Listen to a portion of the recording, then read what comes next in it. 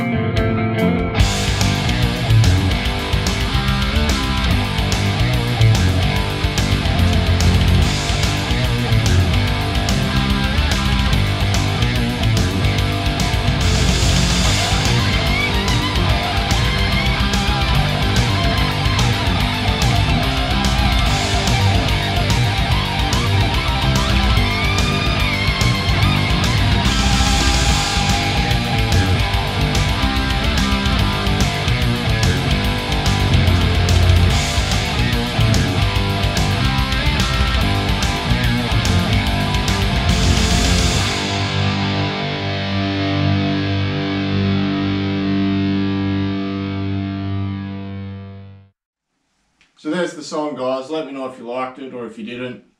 Let me know in the comments below. And for everyone now who's going to take off because they don't want to hear me talk about the guitar nerdery stuff, thanks for being here. Maybe consider subscribing, and I'll see you in the next video. Come here, cat. Oh, this is the cat. We're going to talk about this now. So it's like when you go and look for a new guitar, right, and you're willing to put down a few bucks. You know, you go to a guitar store, you do your research, you look around for what will suit you, and I did that. But then it comes down to like, well, if I'm going to sink $5,000 into a guitar, you know, buy a real instrument, why not sink that money into something that, you know, you can have built for yourself to be exactly what you want. So that's what I did. I tracked down my mate Rob Formentin, who I've known for a few years beforehand, and yeah, basically asked him. He said he was willing to do it, so we sat down, went through, told him exactly what I wanted and why, and I basically designed it all and he made it happen. I mean, the guy's awesome luthier. So this is what it ended up being. Now, I've had this guitar for a couple of years, and it's just worn into be an awesome instrument. It just gets better and better. So we'll start off with what it is, and it's a mahogany body with a 3-piece rock maple neck through. So there's no bolt on. Usually the guitar necks will bolt to the body around this section here. So I don't know if you can see that. I'll throw some pictures up as I'm explaining it, and make it a bit easier for you to understand. So mahogany body, wings, and then you can see the 3-piece neck travels all the way through the body. I've always just loved it. I love the way that it feels, the tone, and you can really get rid of the big block where the neck joins the body. So I mean, I play up here a lot, so you it's so slim and tapered, you're not hitting a block of wood stopping you from getting right up here. Which that's one big thing that I love on guitars. I have to have that. It's just my little niggling thing. Also, this body was based off like an RG Ibanez, but it's a bit bigger. The neck isn't an Ibanez. This neck shape and width and size was really based off my Washburn Dimebag Cry. I really liked the neck on that, so I tried to get it, you know, closer to, I should say, Rob. Did a really good job on getting it close to that. And this is always in D standard, so it's a whole tune down, a whole step, and it'll always be in that. And this, usually your standard guitars, say your Les Pauls, I think are 24 3/4 scale length. It's from nut to bridge, and your Strat styles are 25.5. This I pushed out to 26 inches, so it's like it's tuned down a whole step. So once you start dropping tunings, your strings are gonna get a bit looser. So if you pushed out over a longer scale length, they're not going to get as, you know, slinky and loose. Plus the tones creates this little bit of girth, I've noticed with this guitar, so that's why this will always remain in D standard. It doesn't have to, but it's just the tuning I like to play in. And alright, so the pickups, these are bare knuckle Warpigs. They're handmade in the UK. Bit pricey, but definitely worth it. These have got the they're called battle worn, like pickup covers over the top. They look pretty cool and suit the guitar quite well. As always, I love my tremolo systems. This is a Shallow. Yeah, I can play anything, but I always feel right at home when I have one of these. Especially, I love to use the wiggle stick a bit, you know. One of the hard things that I think Rob mentioned was the binding on this guitar, which is this outer section here, is actually quilted maple, so it's wood. Most guitars use plastic, which is very easy to, you know, bend around and curve and glue in and that sort of stuff. Basically, he had to sit here and steam it into shape. So you can imagine how long that would have taken. I mean, not just around the body, but around the headstock as well. You can see that it's really quite sharp and there's a lot of curves. It would have taken a long time. And he did it really super well. The fretboard is also quilted maple. And, oh, damn man, I need to get a better camera, just to pick it up, because it has some awesome figuring in it. I'll try and get some pictures for you guys. But I wanted to have this, you know, evil black metal looking guitar, excuse me, but still remain classy and elegant at the same time. And I think we really nailed it, especially with the quilted maple binding around the edge, just finishes it off. The pickup covers, the quilted maple neck, fretboard, sorry. And on the back, you know, the burst, so you can really see the wood and all that sort of stuff. Even on the back of the neck, you can see it's a 3-piece, so there's 3 pieces of wood here. Through the middle there, the middle section even has a bit of flame on it, which is really nice.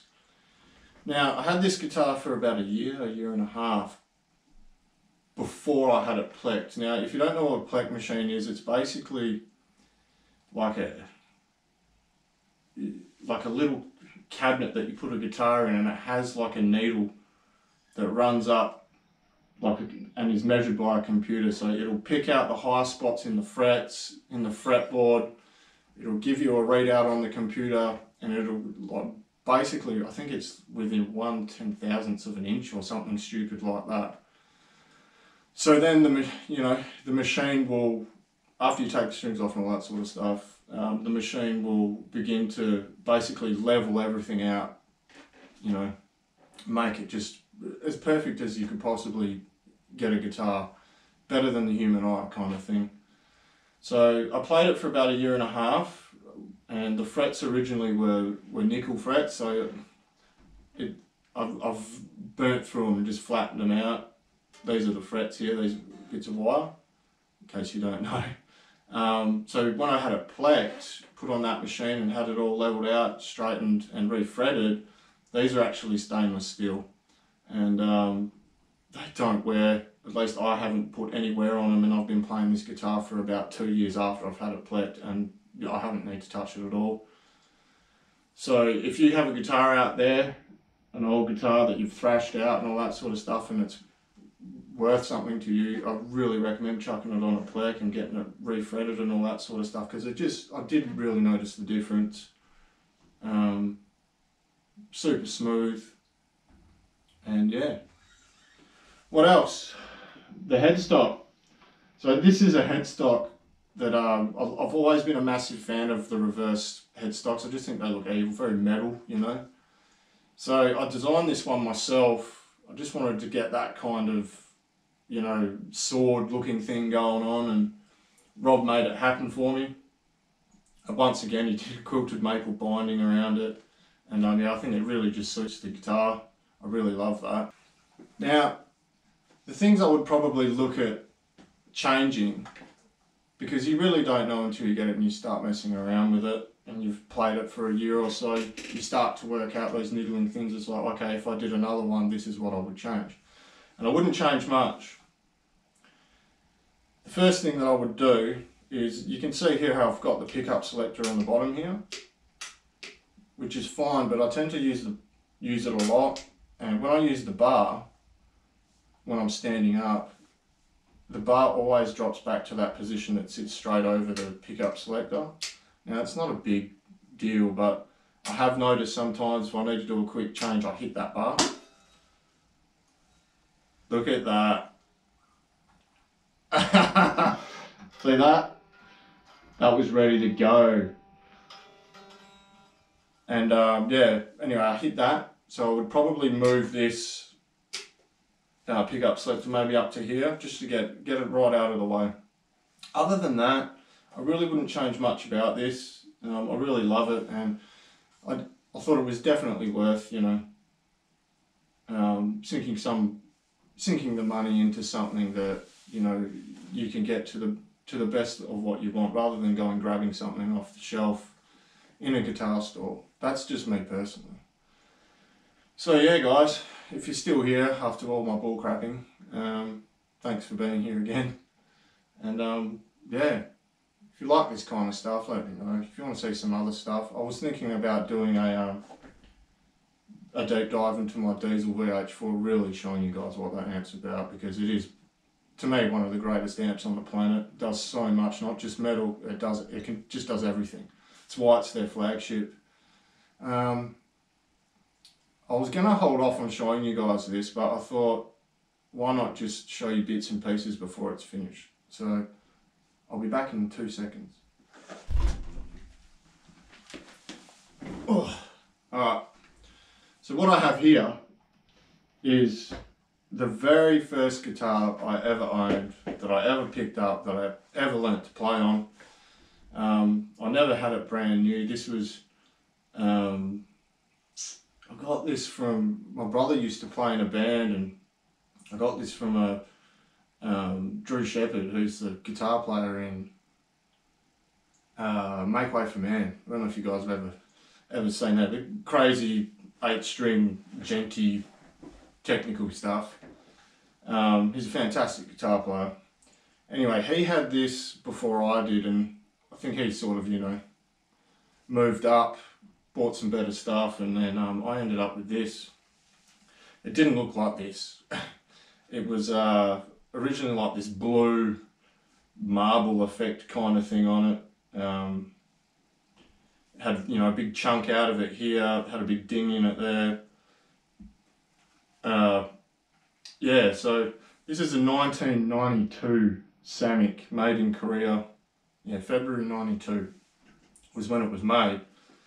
And I've always kept it. I would never get rid of it because it's just the sentimental thing, you know, keeping your first guitar. So I thought, what the hell, I'm going to redo it. And this is the first, you know, really getting back into this guitar. It's sat in the corner for a long time, and so I recently painted it. I don't know if I'll throw a picture up. It's awesome. Looks great in the sun with the light on it. It's like a sparkle effect burst kind of thing I did around the headstock and the body. I sanded the neck right back just for that natural finish. So there is still a lot of work to do on it. The frets are basically flat because it's been through Andrew and me. So yeah, I'll get those redone by my buddy Rob, who built this guitar. And you guys will see this in some coming videos eventually when I get it finished, and we'll see how it plays and how it sounds when it's done. So, after all that, thanks for being here again, and I'll see you guys in the next video. Take care. Thanks again, guys.